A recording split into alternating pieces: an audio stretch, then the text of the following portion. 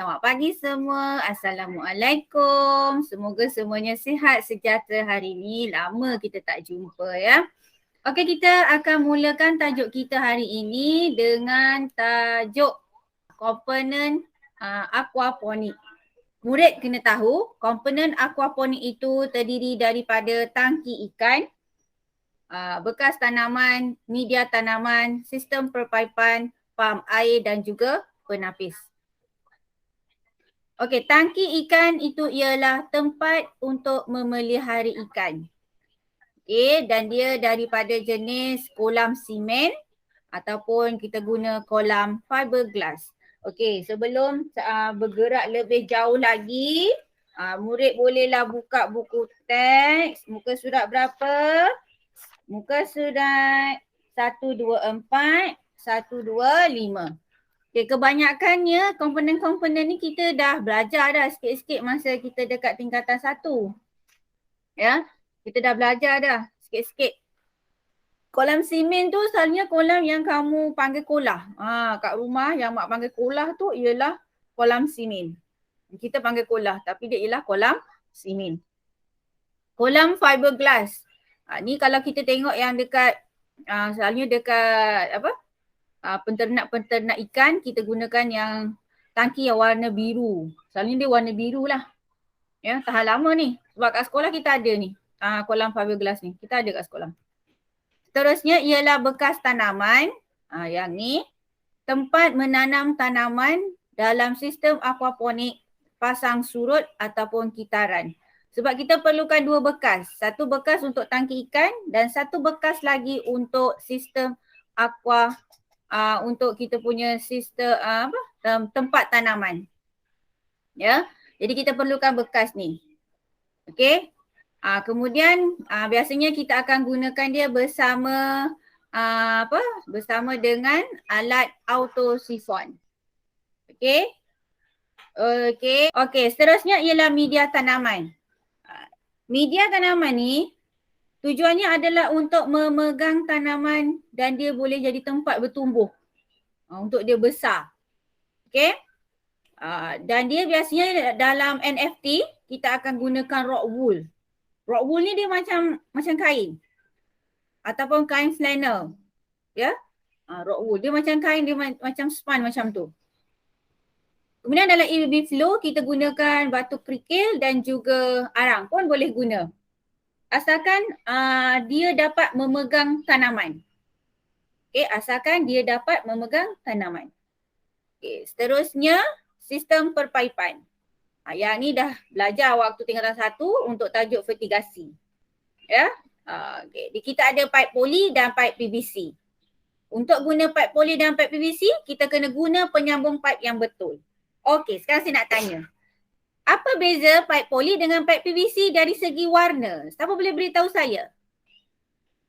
Poli. Apa beza dia? Satu gelap, satu terang. Satu gelap, satu terang. Maksud gelap terang tu macam mana, Syawal? Satu hitam sikit, satu putih sikit. Okey, yang hitam tu namanya apa? Pipe poli. Okey, bagus Syawal. Yang hitam tu dia ialah pipe poli. Yang kelabu tu dia ialah pipe PVC. Kat pipe PVC ni juga kita guna dekat dalam untuk industri elektrikal. Ya, yang kita letak wayar dekat dalam wiring kita tu. Bila buat wiring, kalau awak tengok kat rumah kamu tu, cuba awak tengok. Ada satu pipe warna putih kan. Itu pun dari jenis PVC. Tapi dia bukan untuk perpaipan air kita. Dia untuk wiring. Okey?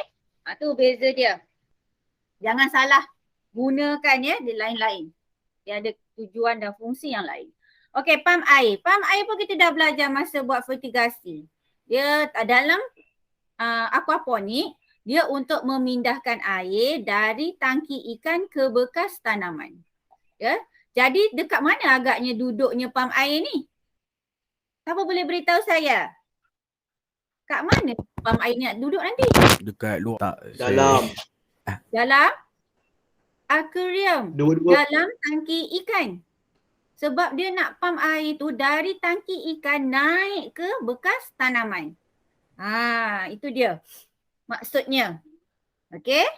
Tahu ya, boleh bayang ya. Sepatutnya minggu lepas dah tunjuk tengok gambar kan. Okey, kita tengok yang seterusnya penapis. Okey.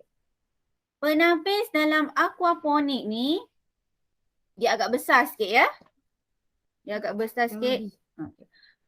Tujuannya adalah untuk menyingkirkan pepejal dan menukarkan arah air. Okey, kita akan guna penapis ni dekat dalam sistem NFT.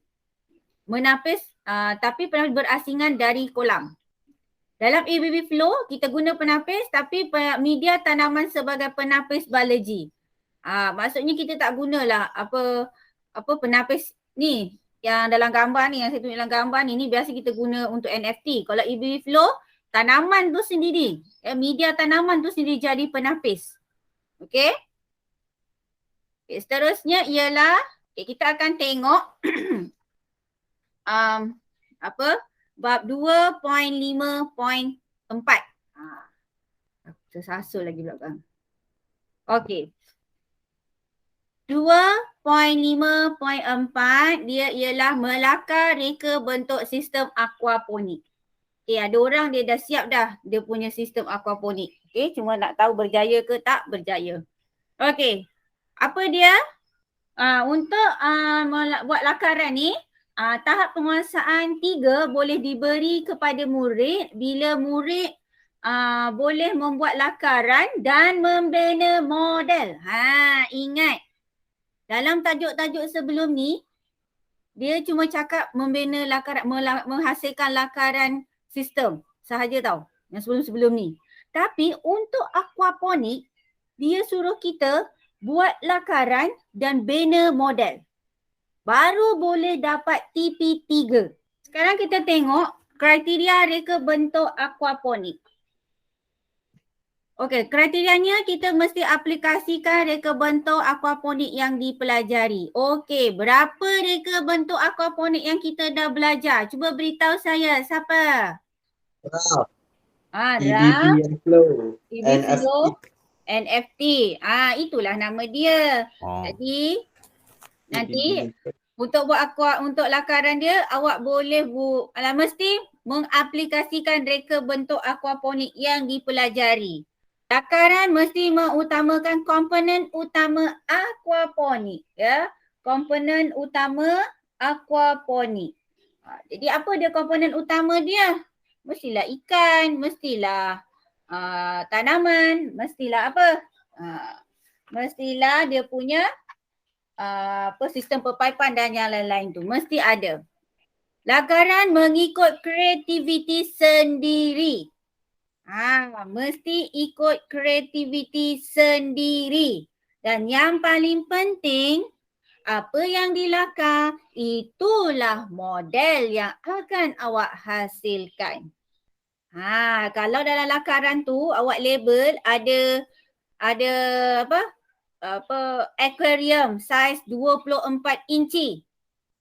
Jadi mesti ada aquarium saiz 24 inci.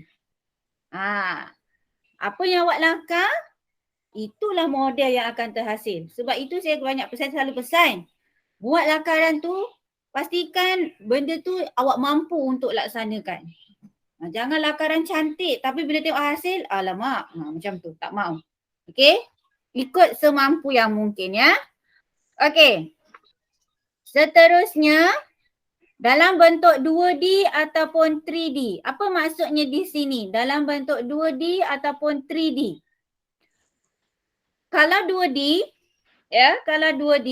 kau boleh lihat dekat muka surat 127. Muka surat 127, kat situ ada beberapa contoh lakaran kan? Kalau 2D, 127. Okey, ni dalam muka surat 127 kan? Awak nampak tak yang gambar yang mula-mula ni? Nampak tak kat cursor saya ni? Ni. Nampak. Okey. Kalau gambar 2D, ni. Yang ini ialah 2D. Sebab awak cuma nampak depan aja. Awak tak nampak bahagian atas, awak tak nampak bahagian sisi. Ini ialah 2D. Okey? Dia cuma nampak depan je. Maksudnya gambar tu penyek dekat atas meja. Macam tu lah umpamanya. Dia penyek atas kertas. Objek tu. Kalau gambar 3D, yang ni 3D.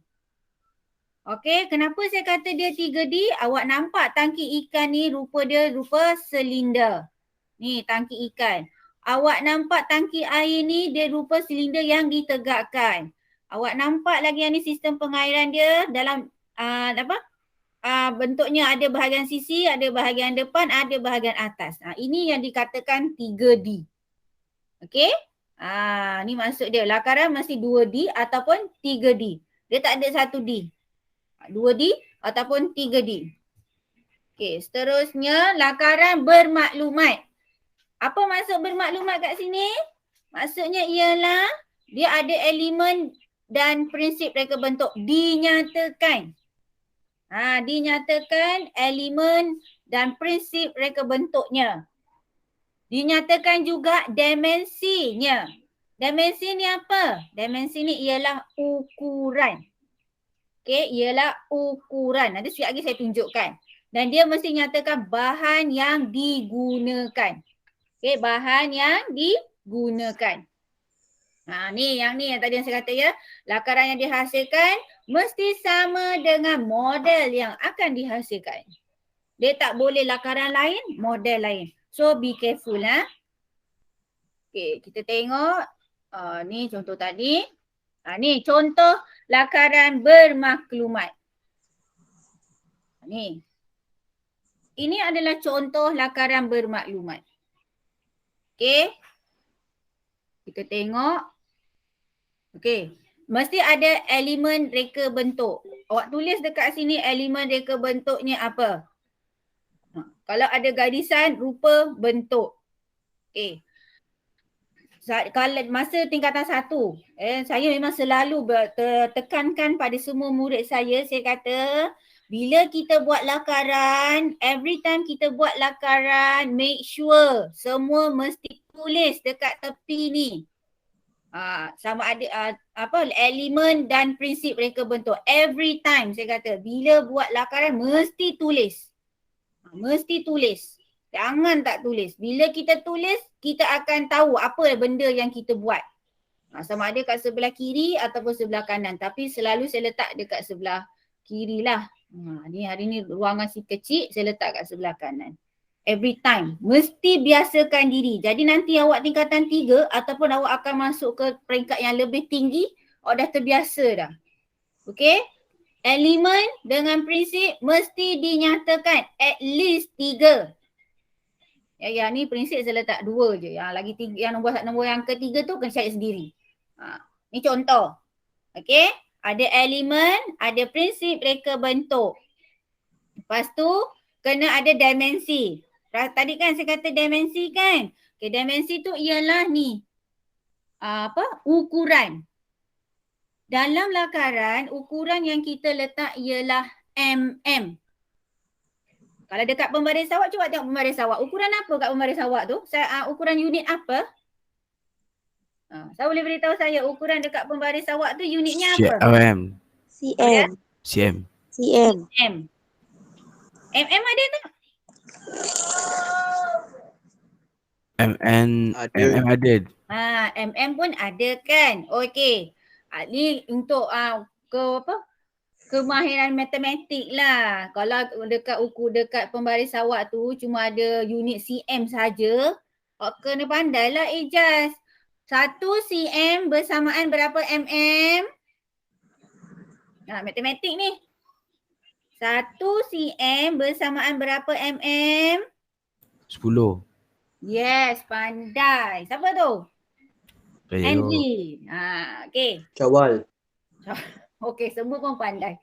Okey, jadi 1 cm bersamaan dengan 10 mm. Jadi awak kena adjust lah kalau awak nak guna 50 mm. So means dia berapa cm? 5 cm. 5 cm. Betul lah tu. Baru nak cakap. Okey, jadi kat sini kalau dia kata 20 mm bermaksud dia ialah ni 200 mm bermaksud dia ialah 20 cm. kita kata kena nyatakan bahan yang digunakan kan. Ni tulis bekas tanaman. Bahan yang digunakan tu apa? Ni. Ni dia cakap kerangka dia guna apa. Ni ada tangki ikan. Ada pam air kat dalam. Ni sistem pengairan dia. Pasu kecil. Okey. Ni mesti dinyatakan dekat dalam kamu punya lakaran bermaklumat. Okey. Hari ni saya cakap tersatu-satu pula. Tak smooth. Okey. Lagi satu nak ingatkan, kamu juga boleh gunakan bahan kita semula. Tak semestinya beli barang mahal-mahal.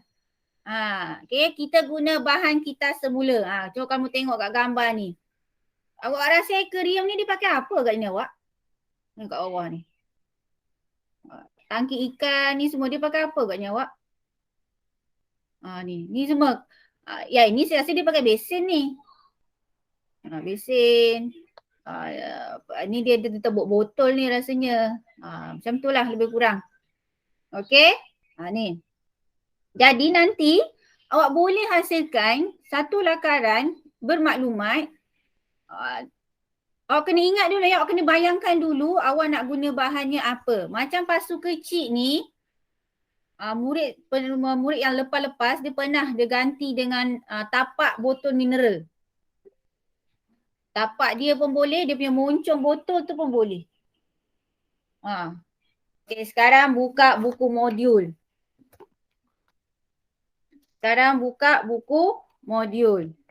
Okay, kita tengok dekat muka surat 57. Dia kata ayatnya arahannya ialah mengenal pasti komponen aquaponik.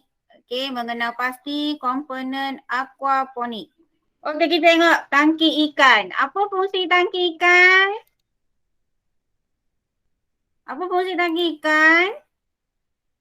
Tangki ikan Letak ialah ikan. untuk meletak ikan. Tulis dekat sini, meletak ikan. Perkataan meletak ikan ni, kita boleh gantikan dengan perkataan memelihara ikan. Ini adalah perkataan yang lebih sesuai berbanding kita kata meletak. Kita letak je ikan tu. Kalau memelihara, dia maksudnya kita letak ikan, kita bagi dia makan, kita letak air. Macam tu. Memelihara ikan. So sekarang bekas tanaman. Apa bekas tanaman tadi? Untuk menanam tanaman. Dia tulis kat situ ialah tempat menanam tanaman. Menanam tanaman. Okey. Dapat semua? Dapat Buat cikgu. je. Jangan buat. Okey, media tanaman tugasnya ialah untuk memegang tanaman. Dia untuk memegang tanaman. Okey, kemudian yang seterusnya pam air. Okey, kat dalam ni siapa lagi ada? Siapa nak jawab? Apa itu pam air? Apa fungsi pam air? Mengalirkan air. Mengalirkan air. Dalam buku kamu dia kata untuk memindahkan air. Ni dalam buku dia kata untuk memindahkan air.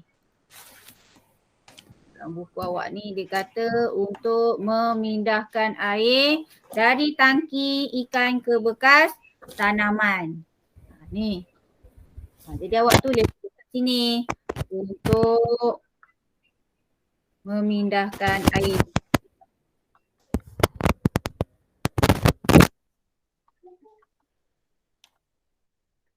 Dari tangki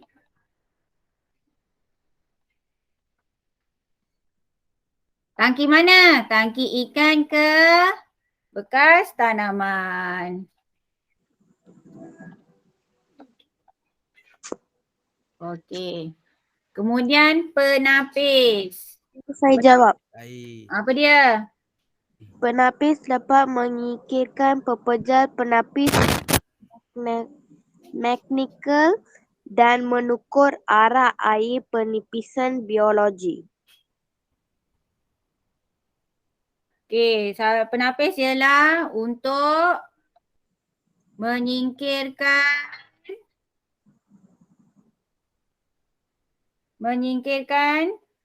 Pepejal. pepejal. Ya, pepejal. Maksudnya di kat sini, kalau dekat dalam awak punya tangki ikan tu, contohlah dekat dalam tangki ikan tu, dia ada, kadang-kadang kita bagi makan ikan.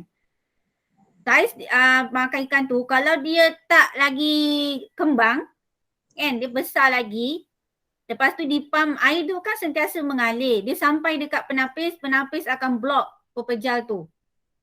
Okey, dia akan blok pepejal tu sebab dia hanya nakkan yang bersih saja. Okey, lepas tu dia juga untuk menukar arah air. Menyingkirkan pepejal untuk menukar arah air. Menukarkan arah air. Okey? Ya, sebab penapis kena buat macam ni. Kalau tak buat macam ni, nanti pump kita akan rosak. Bila pepejal dah masuk je, dia akan rosak. Okey? Dia kena buat macam ni. Okay, seterusnya bahan perpaipan.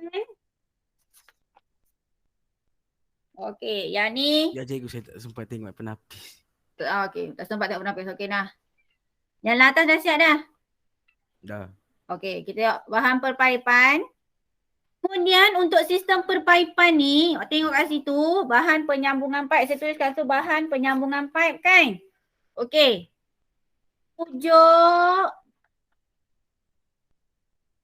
Rujuk muka surat 61. Dekat muka surat 61 tu ada gambar dia.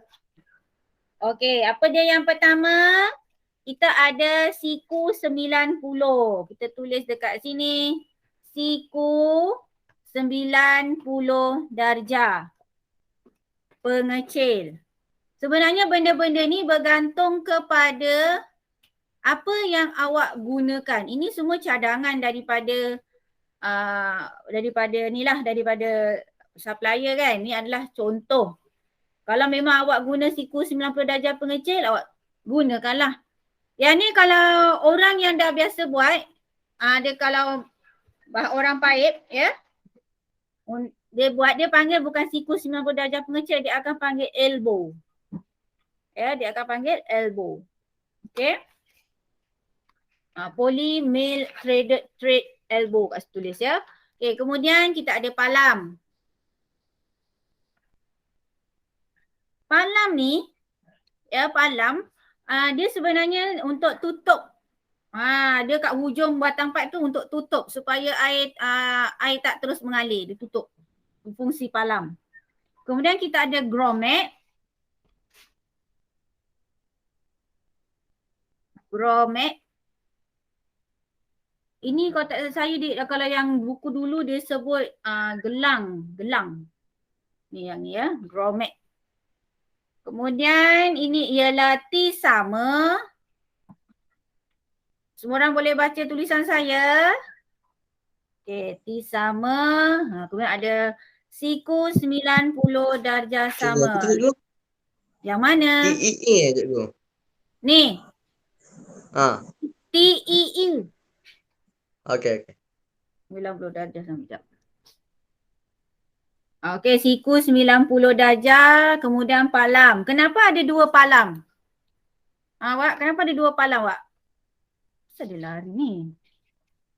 Kenapa ada dua palam? Palam yang tadi tu, yang mula-mula, itu ialah palam untuk palam poli. Kalau kita guna paip poli, kita kena gunakan palam yang kat atas. Tapi kalau kita guna palam yang kat bawah ni, yang end cap ni, yang kat bawah ni, ini ialah PVC punya palam.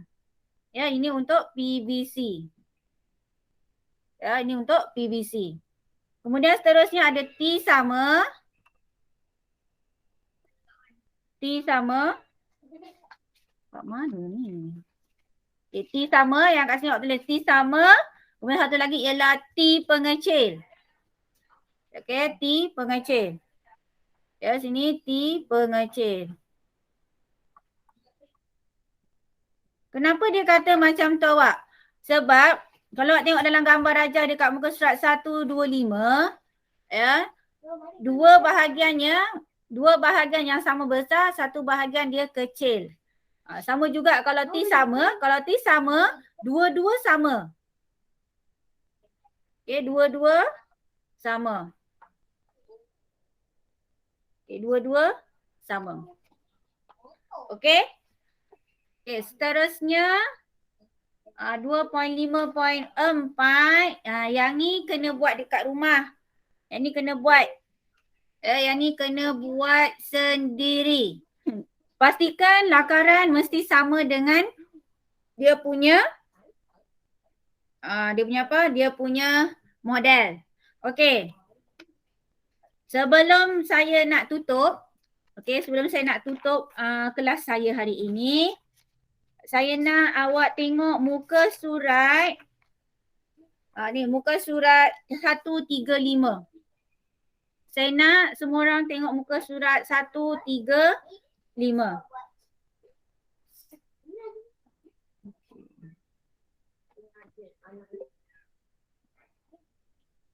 Okay, muka surat 135. Okey, sekarang muka surat berapa ya? Ni. Sebelum terlambat. Bukan apa saya cakap dekat sini. Kalau awak tengok dalam buku modul awak kat situ, saya rasa sudah dinyatakan macam mana nak dapat TP6. TP6 boleh diberikan pada murid bila murid dapat menghasilkan laporan lengkap. Laporan lengkap model reka bentuk sistem aquaponiknya. Faham tak? Murid akan diberi TP6 bila dia menghasilkan laporan lengkap. Kalau kamu setakat buat model saja, buat lakaran saja, maka kamu akan stuck dekat TP3 saja. Nak dapat TP6, buat laporan lengkap. Jadi hari ini, perlahan-lahan kerja awak ialah siapkan lakaran. Mula-mula saya nak awak buat apa ni? Okay, saya nak awak buat lakaran. Okay, mula-mula hari ni kena buat lakaran. Lakaran aquaponik. Okay. Kalau lakaran aquaponik ni macam tak ada idea lagi, buat yang ni. Yang ni senang. Awak buat muka depan. Muka depan laporan awak. Okay, mesti ada tajuk. Mesti ada nama murid. Mesti ada nama sekolah. Nombor, tak payah nombor rujukan, nombor siri, okey. Ada tarikh. Awak ingat angka gelik? Angka gelik tak ada. Ni, nombor IC awak. Awak buat dulu yang ni. Ni, penghargaan muka depan. Okey, lepas tu penghargaan. Ni dah boleh buat dah ni. Penghargaan beri pujian kepada orang yang telah menyumbang dan memberi bantuan menjayakan projek. Juga kepada pembaca tentang punca maklumat yang telah diperolehi. Yang ni. Pujian awak pada siapa? Pada ibu bapa. Ibu bapa sumbangkan modal kan? Senaraikan lagi. Siapa yang memberi sumbangan pada awak penghargaan? Lepas tu abstrak dan ringkasan. Ini menekankan keistimewaan sesuatu projek, penemuan. Ini semua penulisan ya. Kenapa awak nak buat aquaponik model apa? Contoh awak nak buat aquaponik awak ialah model raft. Kenapa awak pilih model raft? Mungkin awak cakap di kawasan yang sempit, tak ada ruang. Jadi dia sebabnya dia boleh meningkatkan hasil produktiviti di zaman pandemik ni. Tu contoh. Okay. Isi kandungan. Isi kandungan. Ada, dia macam yang saya buat hari tu lah. Ada bab, ada tajuk. Macam tu. Okay. Lagi satu. Untuk yang ni. Contoh ada dekat muka surat 136. Ni. Ni. Muka surat 136. Awak tulislah nama awak kat sini. Okey, kata nama awak. Hari tu nama lelaki kita bagi nama perempuan. Ani binti, contoh Ani binti siapa? Ani binti Ali, nama dia. Nombor kad penalan 00000. Contoh, kelas 2 Anugerah. Sekolah SMK Jaya. Ni contoh. Saya hantar, okey saya nak hantar bulan September. September 2021, 1 hari bulan. Okey. Okey. Awak yang dekat atas ni, yang tajuk atas ni. Okey, tajuk atas ni awak kena tulis tajuk awak sendiri. Contoh model sistem aquaponik RAF.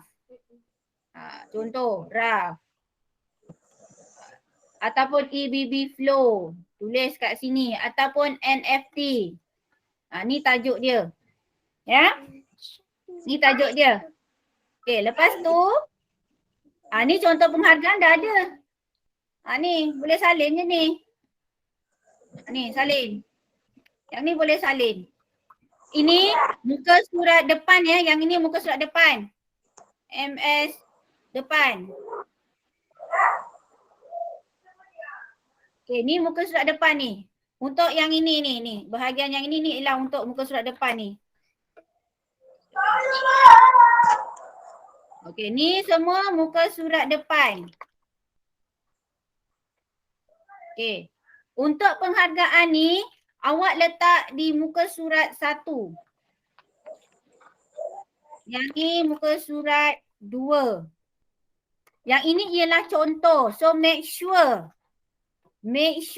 awak kena sesuaikan dengan awak punya model.